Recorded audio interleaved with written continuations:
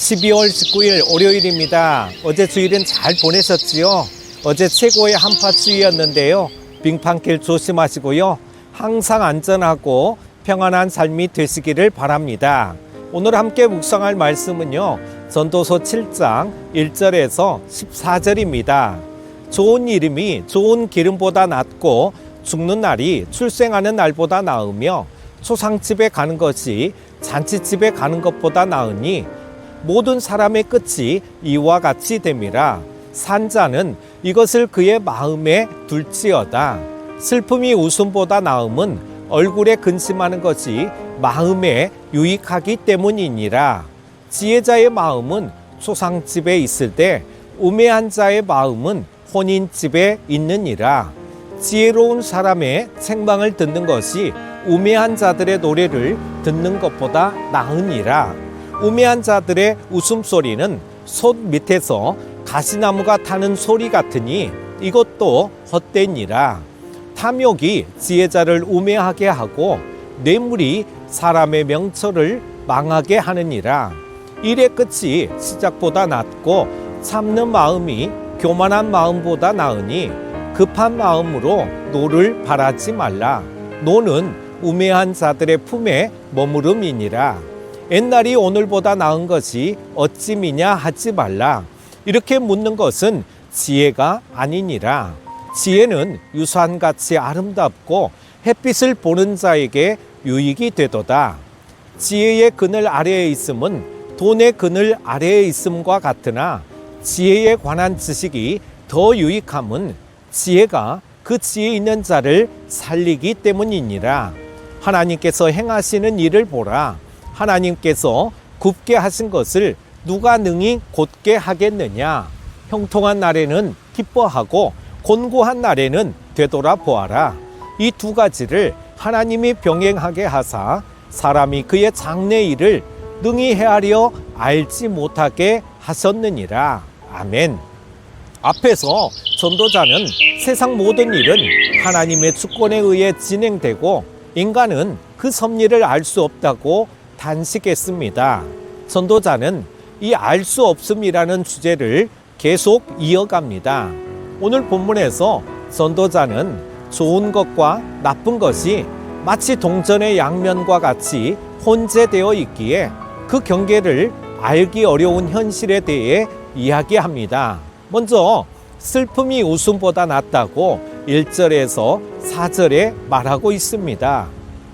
전도자는 기쁨은 좋고 슬픔은 나쁘다는 식으로 단순하게 생각할 수 없다는 가르침을 좋은 이름이 좋은 기름보다 낫다는 언어 유희로 시작합니다.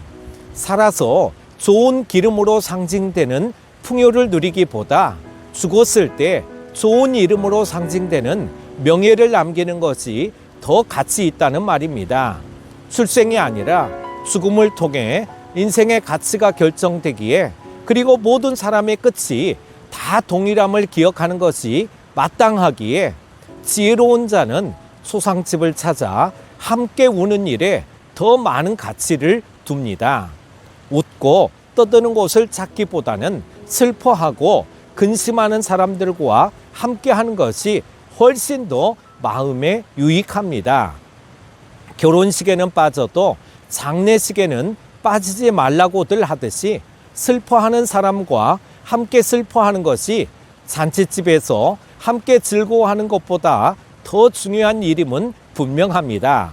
이처럼 우리 인생에는 슬픔이 기쁨보다 더 중요할 때가 있는 것입니다. 두 번째, 5절에서 9절에 즉시 판단하기는 어렵다고 말합니다. 전도자는 이어서 무엇이 옳은 지혜이며 무엇이 나쁜 우매함인지 구분하기 쉽지 않음을 설명합니다. 책망을 듣기는 누구나 싫어하겠지만 지혜자의 책망이라면 우매자들의 노래보다 훨씬 낫습니다. 왜냐하면 우매한 자들의 웃음소리는 손 밑에서 가시나무가 타는 소리와 같아서 듣는 사람들을 불살라 버리는 위험한 것이기 때문입니다.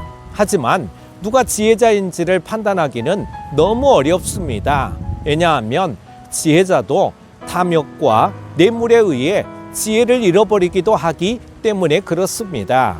그래서 전도자는 인생에서 끝이 좋아야 한다고 가르치며 그 끝을 보기까지 참는 마음을 가져야 한다고 가르칩니다. 이처럼 교만한 마음으로 자기 안목을 믿고 급하게 사람을 평가하여 함부로 믿거나 함부로 배척해서는 안 됩니다.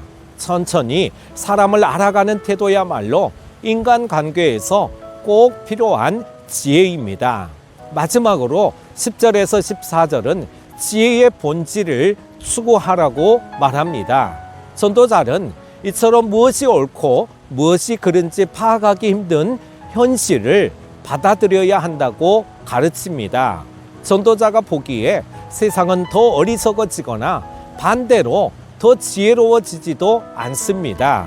전도자는 옛날이나 지금이나 지혜는 마치 유산이나 돈과 같이 유익하다고 말하면서 지혜의 본질을 이야기합니다. 결국 지혜의 본질이란 하나님이 행하신 일에 순종하는 것입니다. 자신이 보기에는 세상이 굽은 것처럼 보여도 하나님이 그렇게 하셨다면 누가 그것을 곧게 할 수 있느냐는 전도자의 말을 들어야 합니다. 결국 참된 지혜는 하나님이 가장 좋은 것을 선택하심을 인정하며 주위에서 일어나는 모든 일을 그분께 의탁하는 것입니다. 사랑하는 큐티 가족 여러분, 현실은 동전의 양면과도 같아서 우리는 좋고 나쁜 것을 쉽게 판단할 수 없습니다. 하나님이 이처럼 복잡 미묘한 현실을 허락하신 이유는 우리가 앞날을 예측하지 못함을 받아들이고 하나님을 의지하길 바라시기 때문입니다.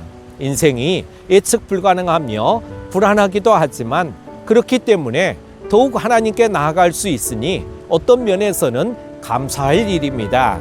지혜로운 삶을 위해서는 생명의 주인이신 하나님의 뜻과 섭리를 겸손히 수용하겠다는 마음가짐이 필요합니다. 오늘 하루도 지혜로운 자의 삶을 살아가시기를 축복합니다. 기도합니다. 하나님 아버지, 한치의 앞날도 예측할 수 없는 우리들입니다. 그러기에 우리는 하나님을 의지하며 믿음으로 살아가게 하여 주시기를 원합니다.